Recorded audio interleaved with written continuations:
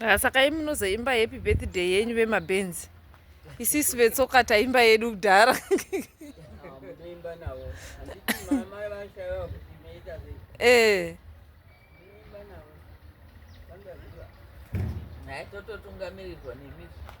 Varipo choir master.